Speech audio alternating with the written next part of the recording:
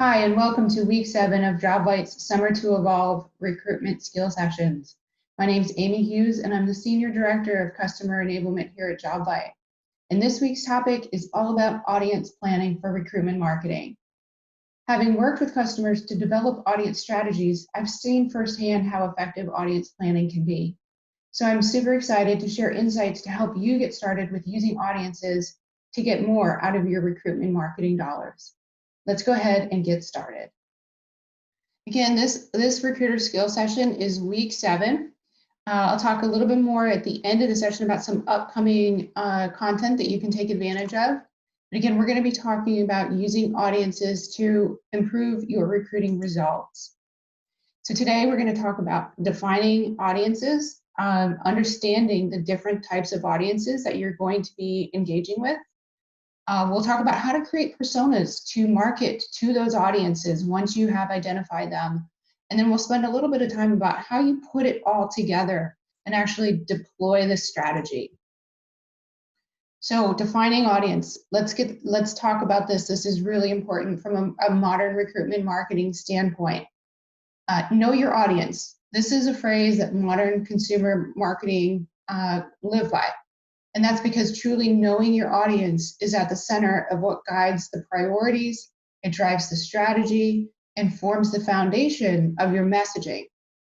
And the same applies with modern recruitment marketing.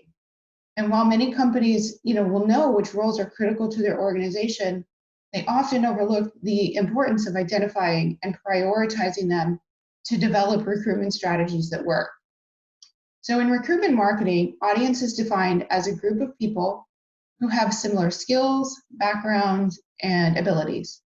And by defining the knowledge, skills, and abilities of these target audiences and digging really deep to define the demographic and behavioral characteristics that define each of these priority candidates, the idea is that you can more effectively nurture and engage the exact type of talent that you need in your organization. So it's about understanding who you're talking to, what motivates them, what defines them, and really what makes them tick. And this is really essential in formulating and executing successful marketing initiatives.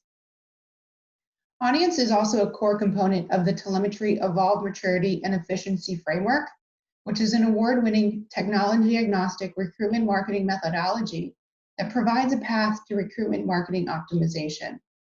So as recruitment marketers, we engage with candidates in many different ways, through our job postings, our career site, and even direct sourcing. So identifying our key audiences allows us to leverage relevant messaging and content to maximize those recruitment outcomes and ensure the investment in the candidate experience is paying off for the organization. At Jobvite and Telemetry, we believe there are 3 types of audiences: key talent, strategic, and relationship audiences. So let's take a look at each one of these more closely. So with key talent audiences, a good starting point is to think of the core competency of your organization and what roles are critical to that competency. For example, if you're a healthcare organization, we know having enough qualified registered nurses is critical to your success. So RNs would be an audience type. And for other companies, it could be revenue generating roles like sales or account managers. But it's also those roles that require a high volume of candidates like call center, customer service, or retail. These are the roles where you're always hiring for, and then when you aren't fully staffed, it can have a really negative impact on your customer experience and potentially on your business revenue. So identifying these audiences and marketing to them in a way that's relevant can increase the conversion rate. Another layer into your audiences could be location-based, and this is an area where you have a specific audience need. Strategic audiences. This is a really important category of audience as well, and this can include your diversity and inclusion candidates, university relations for our students, grads, or interns. It can include veterans and military hiring, or strategic audiences around executive hiring. So many organizations today have started providing candidate engagement content or enacting inbound sourcing strategies to these strategic audiences. So let's use military and veterans as an example. Companies who have identified military and veterans as a strategic audience often develop targeted content pages on their career site, recognizing the importance of these candidates in their workplace. Relationship audiences. So these are also known as lifecycle candidates if you work in the telemetry platform. And relationship audiences include those candidates that you already have a known relationship with, meaning they have already interacted with you in one way or another. So this could be employee referrals. It can be your internal employees, alumni to your organization, people who have left but are eligible to return, and the contingent workforce, and even past applicants like your silver medalists and high potential candidates who have already applied and been through the interview process, but for whatever reason didn't get hired. So when we're discussing audiences and life cycle, relationship audiences fall into the category of life cycle states. But how you maintain relationships with these candidates is different because they've already engaged with you. They know what it's like to work for you, or they know people who work for you, or they've been through your interviewing process, and they've already expressed an interest in working for you. So here, the focus of your content and messaging is going to acknowledge that existing relationship. And you today may be nurturing some for future opportunities, or you may be trying to get past employees to consider coming back to work for you. Personas. So why personas? Once you've defined the audiences that are most important to your company, the next step in this process is to create a persona for each audience. So a persona is defined as a fictional representation of an ideal candidate. It becomes a document that summarizes key information about the skills, experience, it might be personality traits, preferences, motivations, and more about that group of candidates. So traditional consumer marketing uses what we call user personas to understand their buyers. And in the consumer world, that means it's about finding the common characteristics of the people who use their product or services to develop targeted messaging. And in marketing, if you know where these people live online and what sites they most frequently visit, you also can create a strategy to reach new and existing customers. So we can place ads on sites most frequently visited with messaging that addresses the customer's pain points. And that way customers are more likely to click when the ad is relevant versus one that's more generic and addresses a wider audience. So in recruitment marketing, we apply the same basic approach, but with the focus on attracting talent. And perhaps more importantly, it's about the right talent for our organization. So here we're looking at common backgrounds, education, skills, and influences to create targeted content. So I touched on this briefly around why personas, but the reality is that the audiences we need to reach are different, and the things that are important to them and the things that matter to them the most is going to be different. And I like to think about it this way. If, a CEO, what matters to a CEO is going to be much different than what matters to a barista or a retail worker. So the more information we have and the more we know about what motivates them, the better messaging we can create to each of these distinct personas. So there's a number of reasons why personas are important, which I touched on a little bit already, that what matters to each audience is going to be different, but it really also comes down to human nature. We often think that we know what's important to candidates, and in talent acquisition, we talk to a lot of candidates, right? So it's easy to form our perceptions based on these interactions. But wouldn't it be better if we were able to use real data to determine what makes someone tick? And we eliminate preconceived notions and instead have a well-researched profile to guide our recruiting efforts. So by creating personas, we can create more relevant job descriptions. We can develop targeted content for our career site. We can make our social media posts more targeted. We can promote our employer brand where audiences like to spend their time. And perhaps most importantly, we can improve the candidate experience as they engage with our brand. So the key to creating personas is that you want to develop a persona, and it's going to require talking to people, digging into data, and identifying trends and common characteristics. So to get started first, you want to talk to current employees, prospects, and silver medalists. Find out, what is most important to them in a job. What do they like about working for your company? What are their motivators? And then you also want to talk to key stakeholders, including your department leads and hiring managers, to understand what it is that they're looking for and what successful candidates have had in the past. What attributes makes someone successful in the role. And think about all of the data that you have in your ATS, all of the resumes and the profiles that you have collected over the years as you have been advertising for these positions. Your ATS data is just a huge repository of information that you can use to look for common characteristics aligned to your persona and aligned to your audience and help you build out that actual persona. And then what you want to do, the last step, is take all of the information that you have compiled and start to identify trends. What are those common characteristics around this persona? So this slide represents the level of detail that you will go into when you are conducting interviews with your stakeholders and with current employees, past applicants, etc. So these are just a few examples. The goal here is to really gain a solid understanding of what motivates the candidates and what's most important to them from a work standpoint. But you also want an insight into what they do in their spare time. And why is this? It's because this can help determine where you promote your employer brand to reach your ideal candidates. So think about it. If you're trying to hire a software engineer, you're best to post an ad on GitHub, whereas if you're trying to find a nurse, you're going to post on a site like Healthcare Wings, which is a job board specifically for healthcare.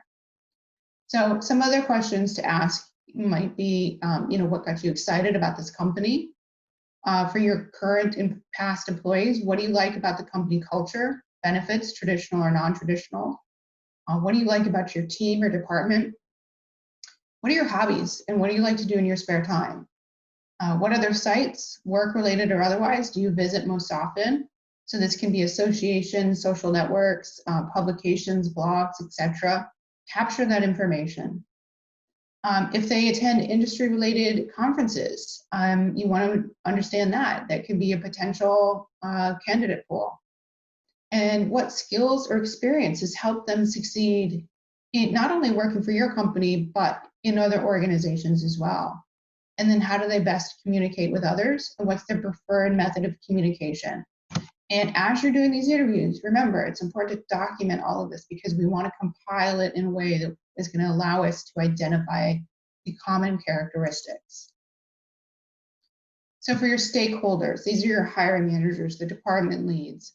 Hopefully you're doing this already with your hiring managers and understanding what's the skill set that you're looking for in an ideal candidate, what kind of background, experience, or degree should they possess, what are the typical attributes that have made them successful. And then if they have any idea of where they have found the best candidates today. And again, the idea here is, again, you're building a persona, so this is a little bit more broad than if you were just hiring a specific candidate for a specific role. As I mentioned, your ATS is a huge repository of data, so you want to use it to your advantage and start to look at, for your successful employees, did they come from a specific school? Maybe they came from one of your competitors and have relevant experience. Look at their education level, look at the major, and then start to look at their background. Are there any common activities, community involvement, et cetera, that you can find those commonalities and those threads? What are the industries that they have worked in? Because sometimes there are transferable skills. Maybe the best candidates haven't always traditionally worked in your industry, but their skill set and their experience is very transferable. And then the size of the previous employers, maybe they've only worked for big companies, you're a small company, or vice versa. And so you want to have some understanding into that, because Some people just don't thrive well in big organizations and tend to do better in a smaller organization where they can feel like they're having more of a significant impact. So now that you've gone through this exercise, it's time to take all of that data that we've compiled from our interviews in the ATS to identify the commonalities. This is where you look to see if candidates come from a specific industry or if they attended the same college or university. You're looking to find out if they have common hobbies, and if so, are there popular websites related to these activities that can help you understand where they spend their time online? So if you find a lot of candidates come from the same university example, you can establish a relationship with the campus career center. Start searching your talent database to find other candidates who attended this college or university. If there's a specific years of experience that you're seeing from new hires who go on to become successful employees, that's a key data point that you want to identify.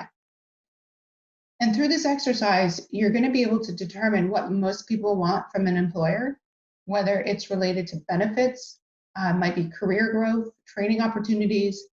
Sometimes it's just the culture of the organization, and you can highlight these selling points in your communication and in your content. All of this is going back to our original theme of know your audience and digging deep into the data to identify trends and commonalities and use it to your advantage. So this is just a sample persona.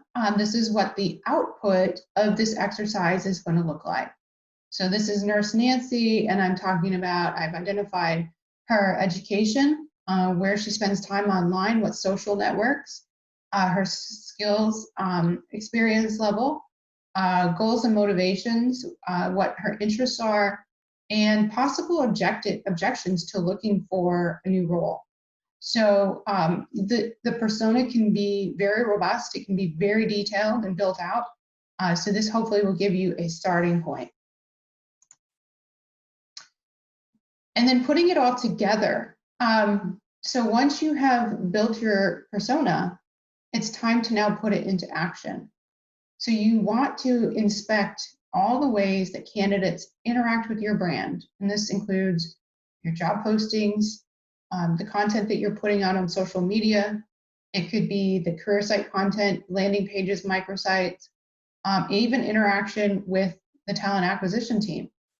And the key here is making sure that the messaging aligns to the persona.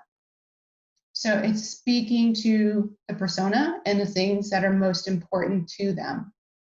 And if it's not, gives you the opportunity to adjust your content so that when the candidate interacts with your brand, whether through the job posting, your career site, that messaging is consistent to the audience and to the persona.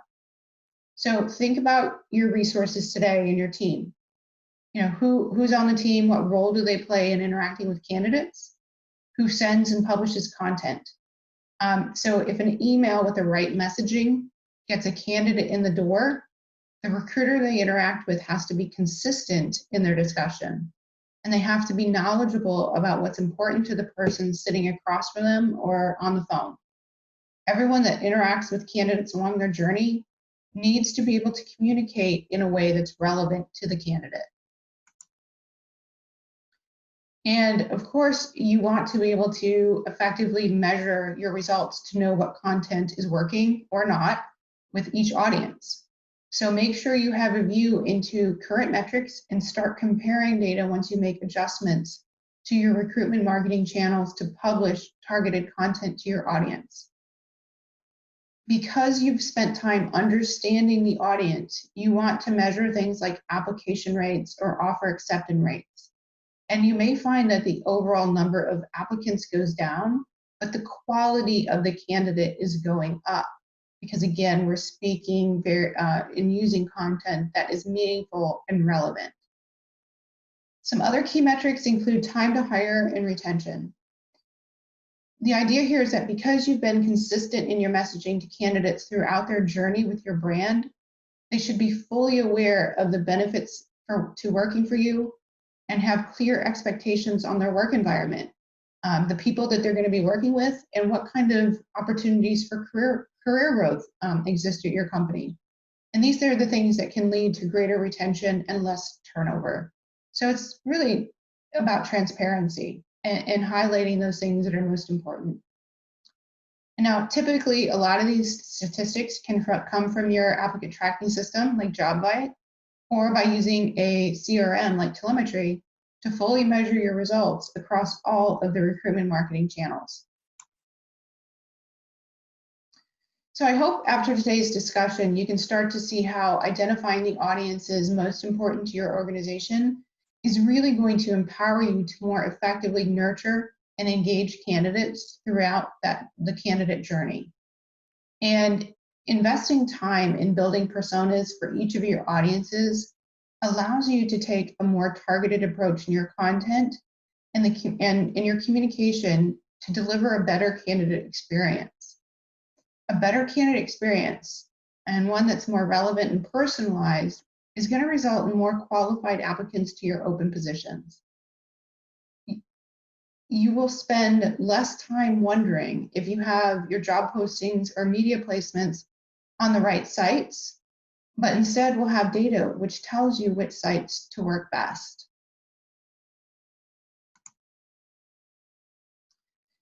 So what's next on the roster? You can find information at Summer to Evolve for a full summer of free content. Like I said, we're in week 7, we have another 5 weeks of content. On Wednesday of this week, you're going to be able to learn about Too Talented on building diverse audiences. Thursday's demo is a live demo of how to build diverse audiences and personalized outreach based on engagement. And then Friday's Recruiter Real Talk is about building diverse audiences and anticipating your hiring needs.